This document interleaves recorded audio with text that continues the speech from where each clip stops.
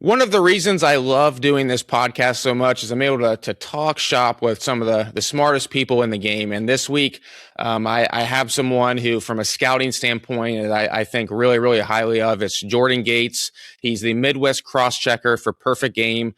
I met Jordan probably 6, 8 months ago, and really have kind of watched his work and talked to him about scouting, evaluating players, and just overall the game itself, and from a recruiting standpoint, evaluation, everything, and just really impressed with our conversations and what I've heard from him, what I've seen from him.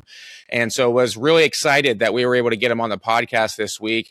And we break down a lot of different things. Jordan talks a little bit about Perfect Game and how they go about their own grading and rankings. We get into just evaluating players. Jordan talks about some of the players that he missed on and why, and then also some players he got right, and looking back why that was. So I think it's going to be it's a really valuable episode for someone going through the recruiting process or just wanting to learn more about scouting and how the evaluation process goes. So hope you enjoy this episode with Jordan Gates. All right, we now welcome onto the podcast Jordan Gates. Jordan, thanks for coming on, man. Hey, appreciate it, Patrick. So you're now the Midwest Crosschecker for Perfect Game, but before we kind of get into just some scouting stuff and how you kind of go about your day to day, give us a little bit of your own background, kind of how you got into scouting, how you got into working with Perfect Game. I don't even really know this. I know we talked a little bit in the past about some of the things you've done, but I'm kind of curious to hear about this too. Yeah. So I always like to say that I was kind of in the right place at the right time. So I graduated college in 2016. And so in 2015, 2016, I was always enamored with Perfect Game, just seeing all the content and just all the players, specifically in the Southeast. And so always knew that I wanted to kind of get into that realm.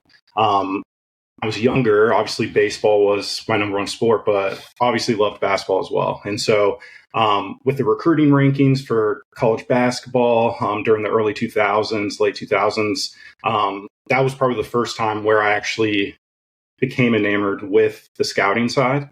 And then baseball kind of happened shortly after that. And so when I was in college, always was trying to kind of just put my name out there, looking at potential internships, whatever it may be. And so my junior year came across a Perfect Game internship. And what was unique about that was that it was in Lexington. It wasn't in Atlanta. It wasn't at Lake Point or anything like that. And so reached out to the contact. It was Rick Bale, who runs Champions down in Nicholasville, Kentucky, and wanted to know more information about it. And so he was actually the Ohio Valley affiliate director. And so these weren't national events. It was obviously more regional events. Still had some of the similar things that Perfect Game events did at the national level. And so met with him. We started that fall. And for those couple years, got to work alongside him, and at the same time worked at the facility, which is once again Champions, but Champions houses Kentucky Baseball Club. And so I was able to work at the facility, kind of double dip, do both. Obviously got exposed to a lot of great players during my time in those couple years. And then 2017, moved to Atlanta, went on full time. And so my role initially with the national operation was Southeast Tournament Director. So really at that time, I was doing a little bit of travel back and forth from Florida to Georgia, basically wherever they needed me. And so during that time, got exposed to a lot of different baseball players, teams, kind of grew my relationships with the teams specifically in the Southeast. And over that time, that's when, even though I was not technically in scouting, everybody that's an operations director that works at Perfect Game, so to speak, always has that inkling of the scouting, because the scouting is what makes Perfect Game what it is. Obviously, you have the tournaments, you have the showcases, all of that side. But over the time when I kind of got my feet underneath me in Georgia, that's when scouting kind of became more of an interest. Obviously, running tournaments, got to see a lot of different players. Once again, connecting with different teams, coaches, things like that, and kind of picking their brain. Got to see different aspects when it comes to player development during that time. And so from there, enjoyed my time with Perfect Game. But me and my wife had an opportunity in Cincinnati. And so we relocated.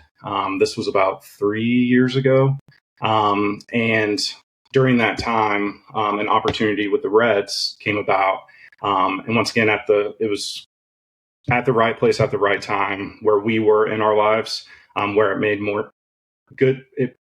a lot of sense for me to make that transition away from Perfect Game. But during that time, still kept those relationships and still did consulting, still helped out in the Ohio Valley region when it came to certain players during the high school and summer seasons. And not too long ago, actually came back full time with Perfect Game, and knowing the infrastructure that's being created in this region, specifically the Chicago and Cincinnati area, there was a need for a full-time scout. And obviously knowing my background when it came to the operations logistics of the events, and me kind of being out in person as much as I am, the scouting kind of just made a lot of sense. And so here I am in month 2, back at the fold, and have been out to 25 high school games so far. I've covered about 4 different states in that time. So it's been great to be back for sure.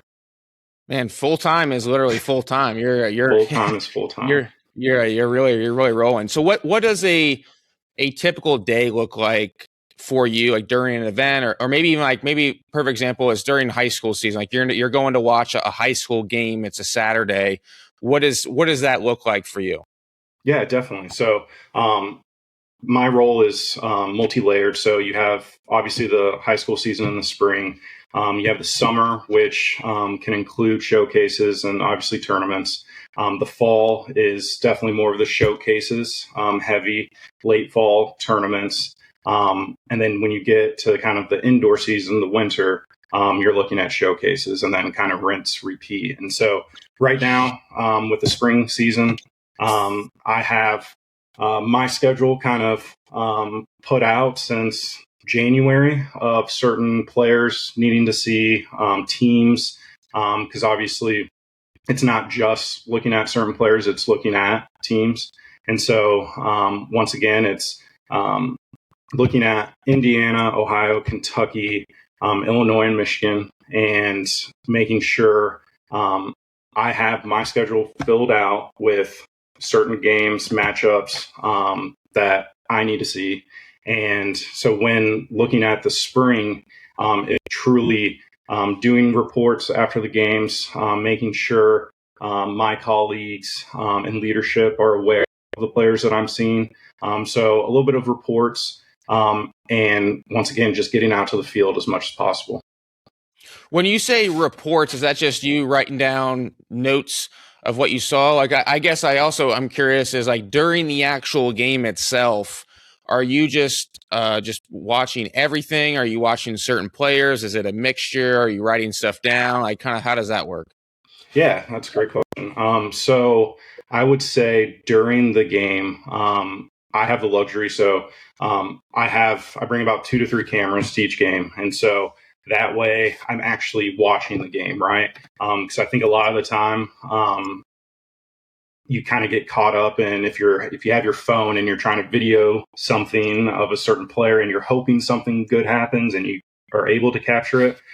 For me, I'm able to set up my cameras and actually kind of be enthralled within the game, right? I can actually watch the game. I can watch movements. I can watch especially arms, how are they moving down the mound. And then obviously after the fact, the cameras have all the footage and I can kind of go back, dissect it a little bit more, clip it up more before kind of going out on socials. But during the game, I switch back between my phone and notepad. Once again, I'm not old school. I get it. I'm definitely doing everything on my iPad or iPhone. And so writing notes, obviously when it comes to velocities for arms, pitch types, hitters, defensive wise, kind of the actions on the infield, outfield, just any notes that may stand out. So after kind of going back after the game, looking through the footage, I'm able to kind of dissect it more. And once again, with the notes that I'm taking in game and actually live, I'm able to kind of connect the two together. And then once I'm done cutting footage, that's when I'm putting in scout notes for certain players that may stand out. And once again, a lot of the time is, especially with the high school games, you're either going to see a really good team that has a plethora of good players, or sometimes you're going to see one singular player on an okay team. But a lot of the time, especially in that instance, when you're just looking at one player, a lot of that time you're able to kind of see those pop-up guys, right?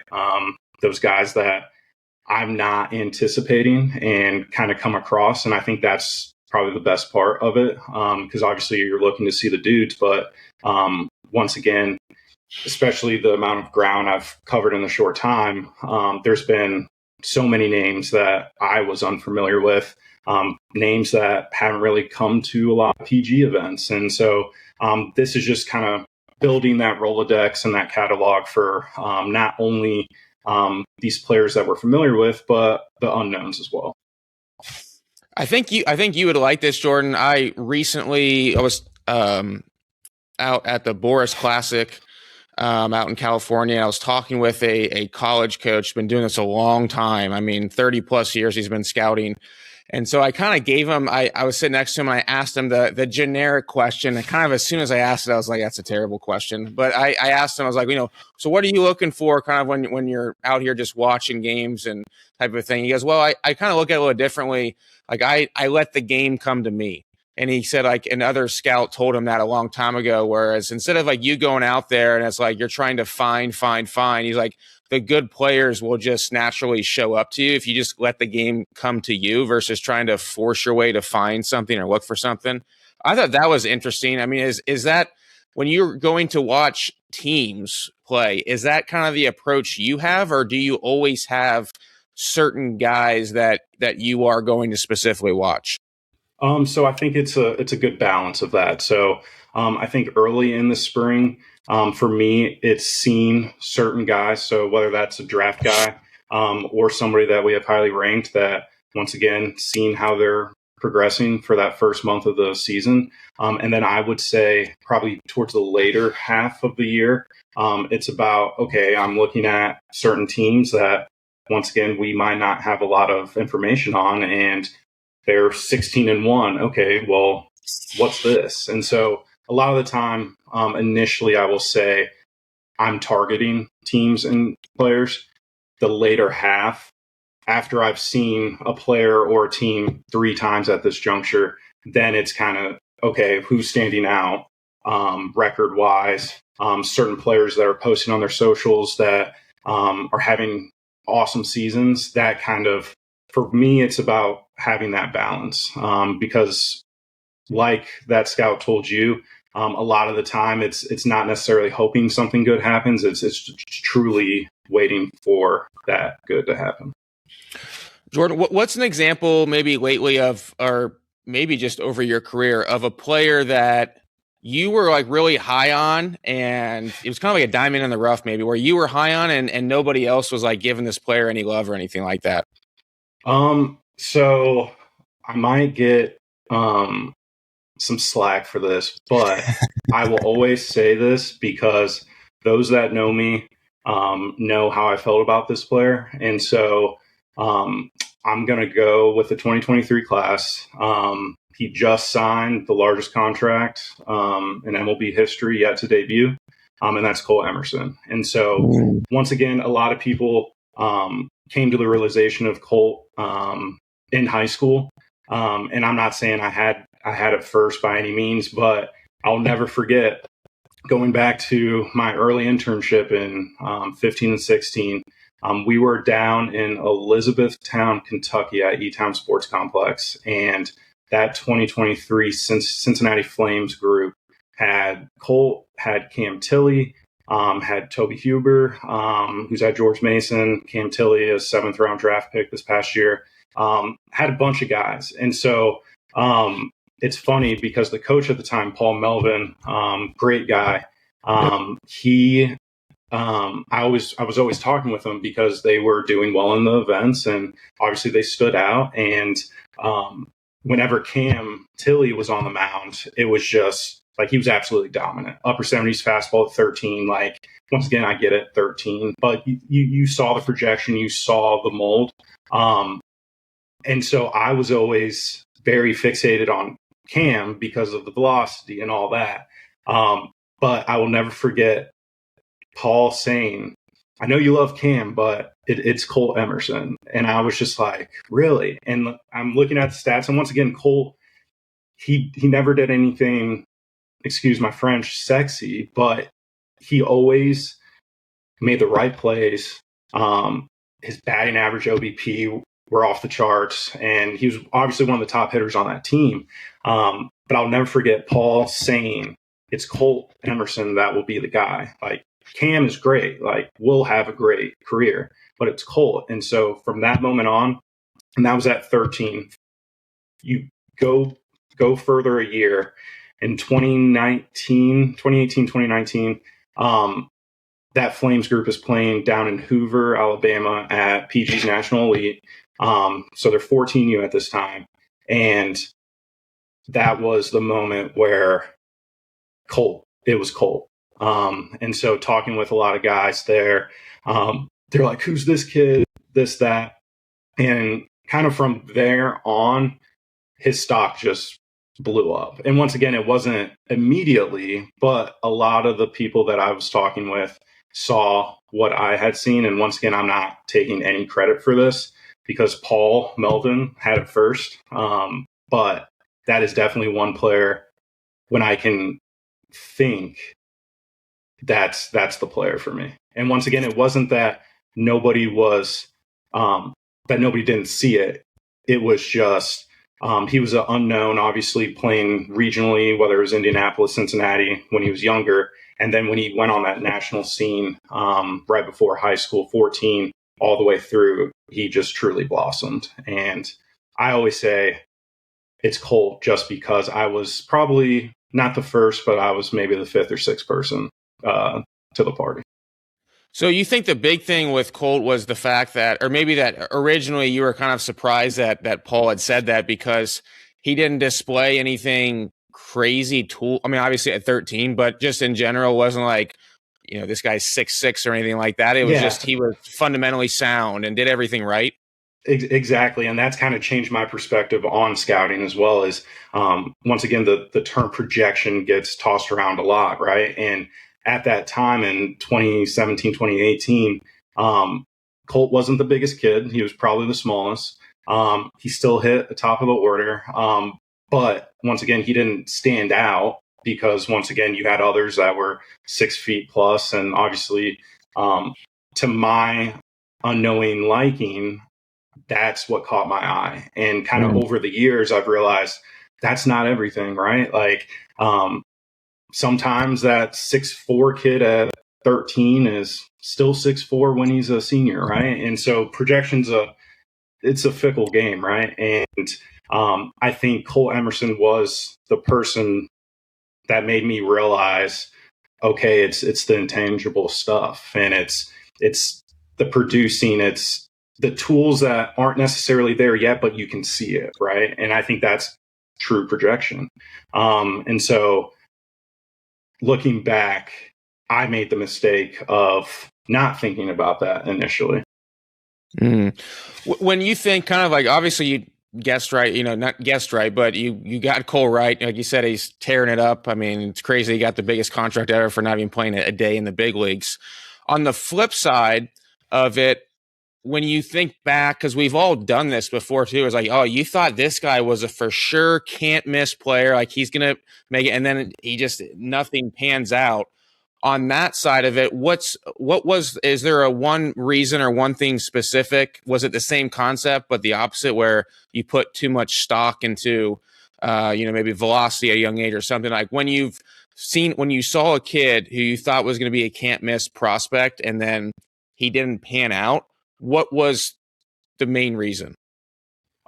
So I actually have a name and a kid that kind of fits that bill. I'm obviously not, I don't want to share the name just for the respect out of the kid, but I will never forget. And it's kind of ironic because it was during the same time I was seeing Cole Emerson, and it was this lefty out of Michigan, 6'5", 6'6", and it was, and the thing was the velocity, it wasn't overpowering. He could spin it. He was very advanced pitching mechanics wise. It was a tough lower slot. It was a tough look on hitters, right? And once again, we're talking about 13s and 14-year-olds. Trust me, I get it. But once again, when you're 13 and 14 and potentially highly regarded as a prospect in the future, which I might get some flack for saying that, but in the recruiting landscape and youth baseball now, obviously, we're all exposed to these players very earlier than we've ever been before. And so going back to this specific player, he stood out then. And once again, it was the frame. It looked Chris Sale-like at that young of an age. And I always kept tabs on him years to come. And once again, 2 years later, he's playing on a national team, playing in national events.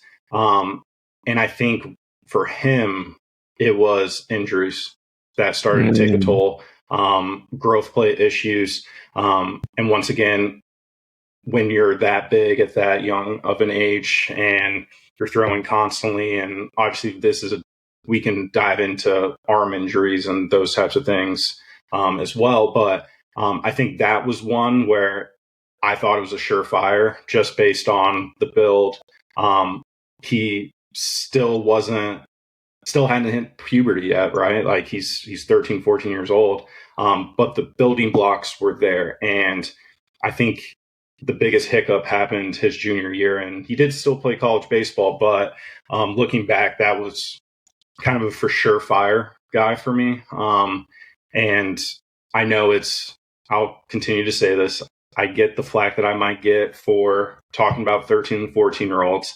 But once again, that is so vivid in my memory that's definitely a player that kind of stands out for me.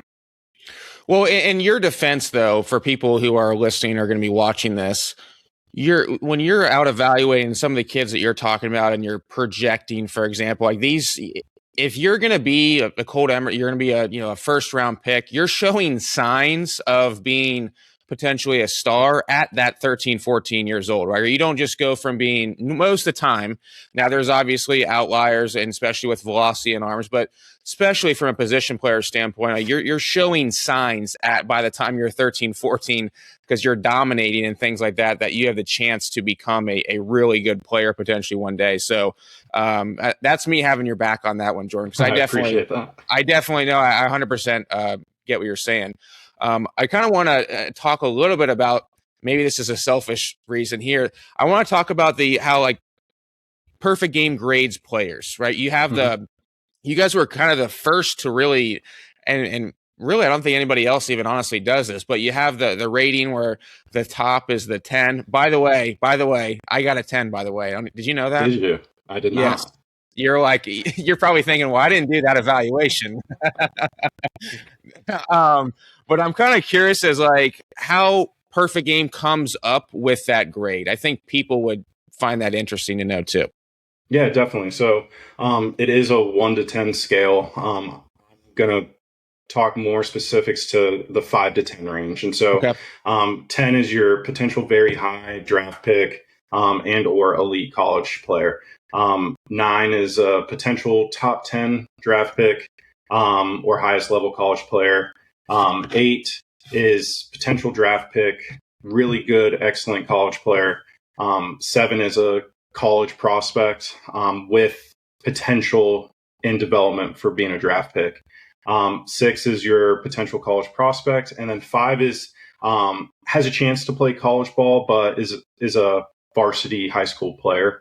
And so that is that is obviously the scale that we work off of. Obviously, there could be 7.5s, 8.5s, 9.5s, those types of things. And so that is the scale that we typically work off of. And once again, that grade only comes at showcases. It doesn't come at tournaments or anything like that. And so I think for us, that foundation was set at way before me, obviously. And so it's kind of just what we have used. And I'm not saying that's right or wrong, but it's worked for us. And so it's kind of, for us, it's been able to differentiate between certain players. And I guess the question could come, what's the difference between a 9 or 10, right? But I think knowing the formula that we look at, and I think it goes back to your question of, well, how do you guys determine that? Like, how do you know if you're seeing a kid, whether he's 14 or 15, are you putting a 10 grade on that? And I think for us, it's about when it comes to the early ages, because obviously kids go to showcases earlier now than they've ever done. And so for us, when you're looking at a 13 or 14-year-old, it's truly based on the tools at the time. And just kind of the intangibles. So how do they field? Do they have feel when it comes to outfield? What does their BP round look like? And once again, it's hard to kind of evaluate players when you're looking at a 13 or 14-year-old. But it goes back to kind of like the Cole Emerson. Like, you can kind of see it, right? You can kind of see it when it's different and it's advanced at that age. And so when you're looking at a 15 or 16-year-old, and this kind of goes into the showcase model for Perfect Game. Obviously, I can't speak on any other entity that does showcases, but Perfect Game, I would say when looking at showcases, it's about the tools and then the performance in that showcase that really warrant the grade. And I think when I say performance in the showcase, I'm not saying what they're doing at the 60. That is based on the the tools, The in game. And so yes, and so the in game, when you're looking at the in game at our showcases, you do the pro style workout, and then you break off into your teams, and you actually play the games, and that's where we're able to evaluate the pitchers. And for the in-game performances, that definitely helps the grade as well. The tools are what happens during the workout. And once again, whether it's running a good 60, infield, outfield velocity, your round of BP, and then what you actually do in the game performance, and where you're playing 2 to 3 games. So that's kind of, that's the outlook of our showcases. When players or parents are wondering, like, the different grades and things like that, what do you feel like they focus on that doesn't matter as much as they think? I would say the common misconception is the more showcases you attend, the better your grade becomes. And whether that could be true in the sense of you're developing over that course of time, the automatic thinking, and once again, Twitter's a fun place to be sometimes, and you see all sorts of different conversations and things. And I will say that's probably the biggest misconception, going to a showcase every year and expecting your grade to improve along the way. When in reality, you go to showcases to showcase what you have, right? And so we see the growth of the PG grade when we see the growth of the player, right? When tools become a little louder, right? When that velocity starts to tick up, when it looks different, the maturation, the strength gains are happening. You could have gone to a showcase last year and you're 5'9", 150. And then all of a sudden, a year or two later, you're now 6'2", 200. Like, it happens, right? And so when we look at projection, once again, we don't get it right every time. And I think it's funny because Perfect Game, we're the farthest thing from perfect, right? Like we're human, we make mistakes. And so, yes, we're wrong on some guys, we're right on some guys, but I think we get it right more often than not. And so I think when it comes to that showcase, going back to your initial question, I think that's probably the biggest misconception. And going to as many showcases as possible, that's going to cause a increase of the grade. What would be your advice on two players on how many showcases would you recommend? Like, let's just say you have a kid he's going to be a freshman, right? He's starting freshman year of high school. What would be your recommendation on how many showcases should he go to, or just kind of like overall advice for that player and that family? Yeah, I think it depends on not necessarily the type of player, but are they a one sport athlete? Are they playing multiple sports? I think when it comes to, and to your point, going to be a freshman, I think the biggest thing about a showcase, especially your first showcase ever, is to truly kind of get the understanding of what to expect at a showcase and what everything you'll be tested on. And I think for any kid that goes to a showcase for the first time, it's new, right? So the uncertainty of what to expect, you get that taste the first time. And so I think for anybody that's going to a showcase for the first time, that's where you're able to kind of just get the sense and you start to feel comfortable by the end of it. But at the same time, that's also the time where you can kind of see where you stack up against other players. And I think that's huge for not only the player, but the family, to actually see like, okay, does this kid have a chance, right? When he's with his peers at a regional event, let's see where he stacks up. And so when looking at your first showcase, I think on any given calendar year, it just kind of depends, because if you're going to regional showcases every 3 months, then I don't know if that's the best for you. And once again, I don't think I'm the correct person to say what is a good amount, but I think when you have the national events, I think those are more meaningful in my perspective, because you've kind of gotten out of your comfort zone already going to a showcase. And now you're even going further out of that comfort zone and you're seeing the best in the country and truly seeing where you stack up. So if I had to give a number, and I guess don't quote me on this, but we're podcasting, so it'll be on record. I would say doing one at the beginning of the year, especially prior to the high school season, just to see where you're at. Doing one in the summer, potentially, if the event is truly a highly attended and it's a top prospect type of showcase. And then obviously big on doing one at the end of the year, just because you can kind of see those progressions from the start to the finish.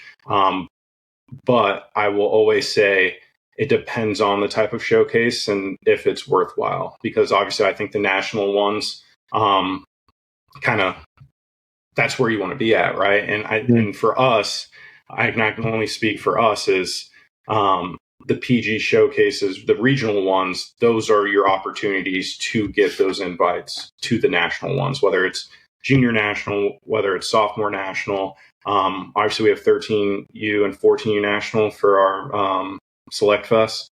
So those type of events are more than worthwhile, but to kind of get there, you do have to partake in regional showcases. I'm glad you brought that up, because I do have, for example, I have a college coach kind of sent me, the events he's going to be going to this upcoming summer, for another reason, which, you kind of know what I'm working on behind the scenes. But he said he's going to go into the PG Junior National and National events, which is June 5th to 10th. My question to you is all right, so you just mentioned, like, hey, you go to a regional event and that might get you into these national events. What makes these national events so important to go to if you can? I think that's where, for me personally, and from what I've seen firsthand, it's really where you start to realize, like, I have the chance to play this game at the highest level. And I think that's why, to some point, that's why a lot of kids do play. Like, they want to play in college. They have aspirations to play professionally. This is where you can finally, not necessarily, like, obviously you're showcasing your skills at any showcase, but this is truly where it's sink or swim. And you can really see where you stack up. And not only the college coaches, agents, scouts that are in attendance at these, but it's truly, you get a firm grip on, wow, I can play this game for a potentially a long time, or at worst at the college level, at a high level. I think that's the national essence. It means more, right? Like, you finally get to see where you stack up against the country and not necessarily your state or your region. How hard is it to get an invite to that? Like, walk me through percentage of players who actually do get that invite, or let's just say, Jordan Gates goes to a regional event. Like, what's the percentage of those players at that event who will actually get an invite to the national?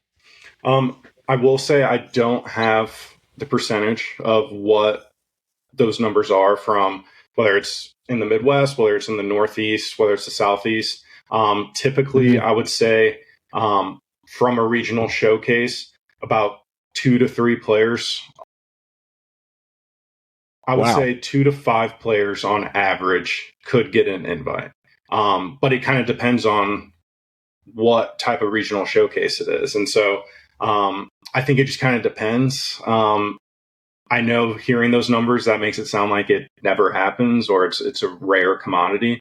But there's also those opportunities, because once again, we all have our different connections within the areas that we serve. And so if an agent's reaching out to me and saying, hey, like, you guys need this guy, like, you need to see a look on this guy. Obviously, we work with a lot of area guys, a lot of professional guys that offer insight as well. And so I think it's a mix of everything. So obviously, attending a regional showcase kind of puts you more on the map, but it's not end all be all. Like, you have to go to a regional showcase to attend a type of national event. We're very resourceful when it comes to who needs to be there. And once again, if we've never seen a player, or if we've only seen a player a few times, then obviously we want to make sure we have the best players there, and we'll use the resources that we need to make sure of that. Jordan, you talked a little bit earlier briefly about arm injuries and arms and pitchers throwing.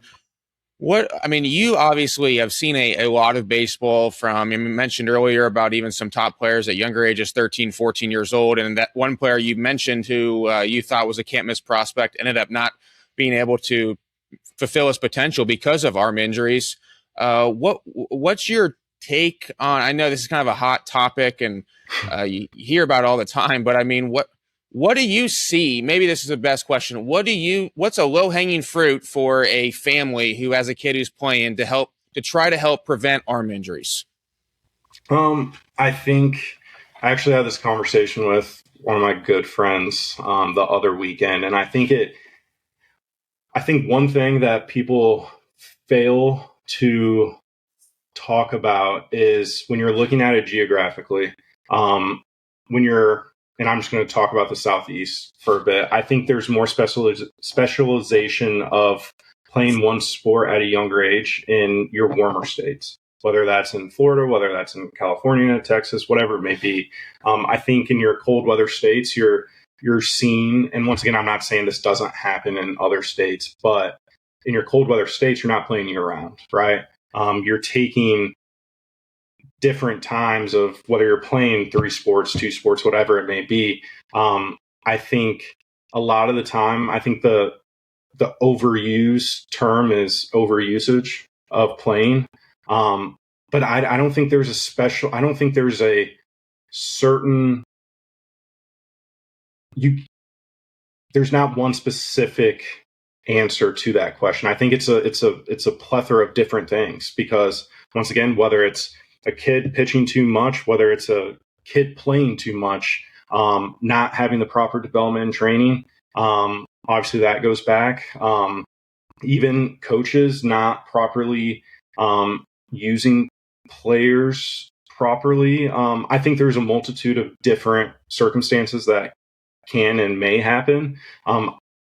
I have the trouble of kind of pinpointing one that is kind of a commonality amongst all the injuries. I will say I'm not the most versed on certain injuries that occur at certain ages. But I will say, yes, injuries are happening more than they've ever happened.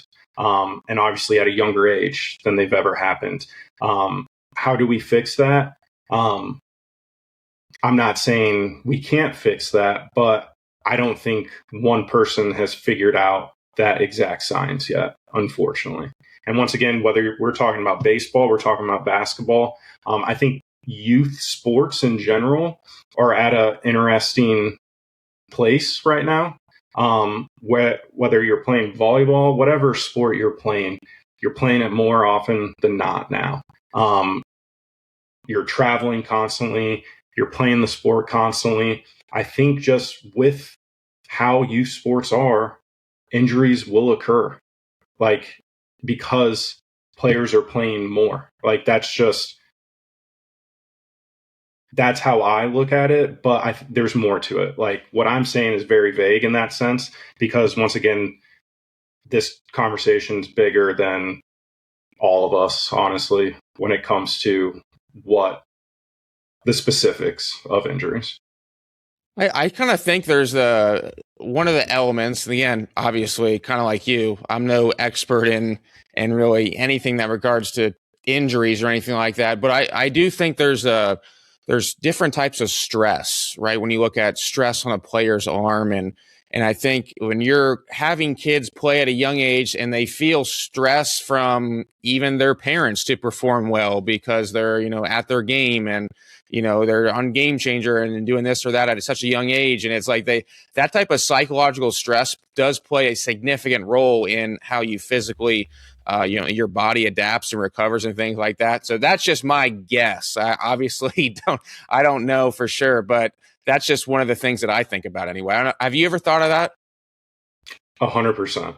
And I think once again, it goes to, there's so many layers of all the different possibilities that dictate and create injury. I think once again, kids nowadays, I'll just say I'm glad I grew up when I did, because I just think kids are so stressed out more. And I think mental health, once again, is bigger than we've ever seen it, right? Because people are now talking about it, which is great.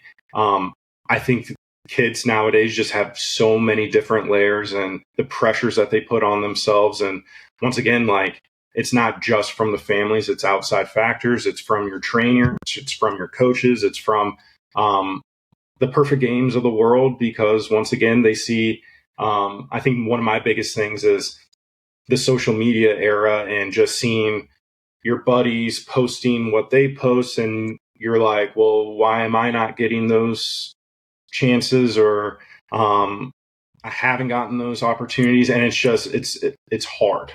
Like, it's very hard. And once again, I think that all goes back to the type of training, the stresses that you put on your mental and physically.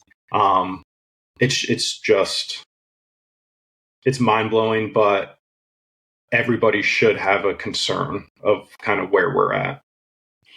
Yeah, well, maybe next time you come on the podcast, we'll have some other ideas for that. Let's do some like rapid fire questions. Best player you've seen recently this year?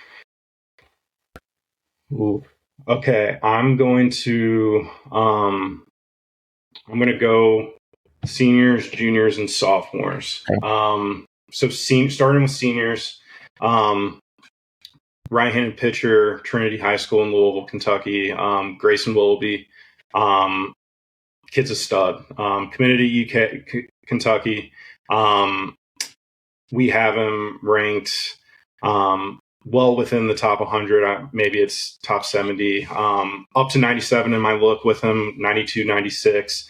Spun it well. The kid has a real chance. Has a real chance. And when we talk about projection, that kid hasn't even reached that yet. So he's a fun watch. Other 2026, I'm going to go, and this is just going to be within the last 2 weeks because that's kind of my focus or my mental right now. This past weekend, Sean Dunlap with Crown Point High School in Indiana, catcher, 6'3", 200 plus, lean, absolutely rakes. Really good catcher behind the dish too. Sub 2 pop times in games. The ball comes off different on his bat. Big fan. He's committed to Tennessee. We have him ranked, I want to say, inside the top 50. Another kid from this past weekend, Dylan Bowen. He's a shortstop out of Hanover Central in Indiana. Committed to Oklahoma State. Brother Drake plays linebacker for Notre Dame. Football, really good bloodlines within that family. I believe his sister is a young softball player that's being heavily recruited for Power 4 schools. So really good family. Dylan, he's different. 5'10", strong build, very athletic, twitch. Just a fun player to watch. So those are the 26s. 27s. I'm going to shout out Nathan Kramer. So I saw Nathan Kramer, local kid here in Cincinnati, goes to Archbishop McNichols, Cincinnati commit. I saw him last Monday, and so that was the April 13th. Went complete game shutout, 15 Ks, 2 hits, 1 walk. Up to 92, pretty much lived 89 to 91 for the duration, 74, 76% strikes. The kid just absolutely shoved. And, once again, another one of the where you talk about projection, already 6'2 plus, kid has a real chance. Good for Cincinnati locking in a local talent like that. The other 2027, I'm going to go with Brady Cunningham out of Illinois, goes to Brother Rice High School. This was a week ago. They came up and played a few of the Kentucky Powers in Trinity and St. X, and this kid just hit constantly. It didn't matter velocity. He just has a professional approach at the plate, works all fields. That kid's very good. And I'll leave it at that. Uncommit or Texas A&M commit, top 50 in our 27 rankings. That kid has a real chance. And then 28 last week. So Archbishop played Bishop Fenwick, and opposed to Kramer, it was Carter Schaus. We have Carter Schaus inside the top 5 for our 28 rankings, up to 92, 89, 91. Really tools up player, two-way kid. Once again, has a chance as well. I will say the Cincinnati area is just littered with future guys. The other 28, and this will be the last player I talk about, is from this past weekend up in South Bend, Indiana. Goes to Penn High School, 2028 outfielder Mason Bernacki. That kid is different. We have him ranked, I think, 10 right now in our rankings. He is also a wide receiver on the football team. This kid is super twitchy, super athletic. It's out of the leadoff spot for a perennial power in Indiana. And that kid will definitely have a chance. And come August 1, both him and Schaus will definitely be hearing their phones ringing. So that's wanted to make sure I touched on those because that's literally within the last week and a half. But if we wanted to talk about prospects, we could have a separate podcast for that, definitely. Most overrated stat or metric? I'll die on this hill, and I know it won't be the most popular, but it's batting average. Just because it just doesn't indicate. It doesn't tell the whole story. So when you look at like on OBP and other metrics, once again, those don't tell the complete story either, but it tells a better story. And so I just think batting average, I've always just over the last 4 or 5 years, I think when we're looking at stats, metrics, all that stuff, I think that is a consensus. So maybe not the biggest hot take that I'll say, but I'll go with batting average. Most underrated trait in players? When it comes to hitters, I would say probably advanced plate discipline.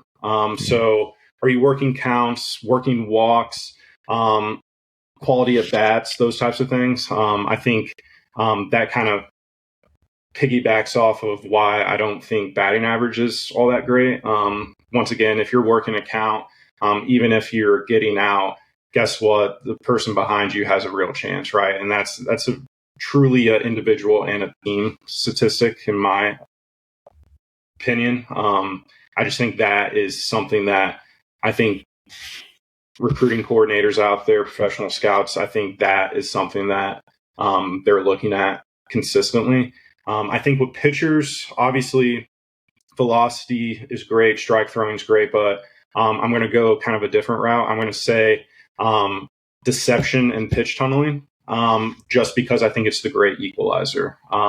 Because once again, velocity is amazing. We want a player to throw strikes.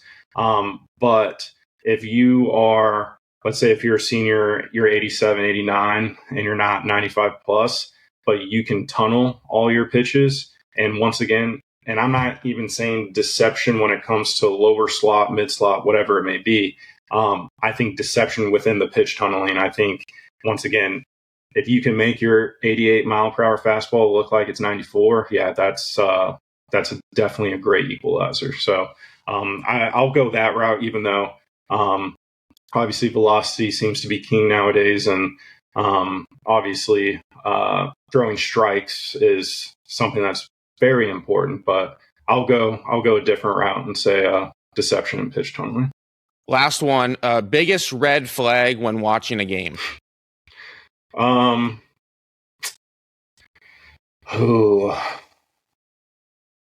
think obviously I see it more in the summer than high school usually, in the spring. And once again, I love the summer circuit.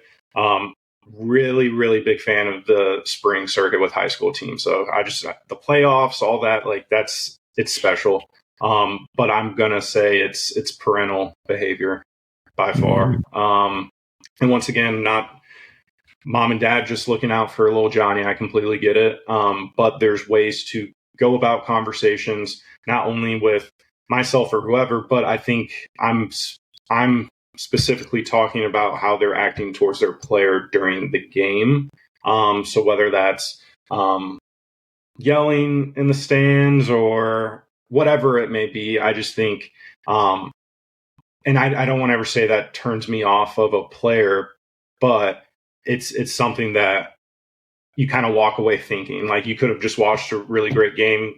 The guy that you want to see or guys that you want to see did super well, but oh yeah, that parent was off the rails. Like, so it's not the end all be all, but that's definitely red flag and something that sticks in with a lot of people. And I will say I'm just a very observant person, and like I'm sure most scouts are, but I'm looking at literally everything, not just what's happening in between the fences, but what's happening in the stands, what's happening in the dugouts, and that's easily the one that sticks out for me.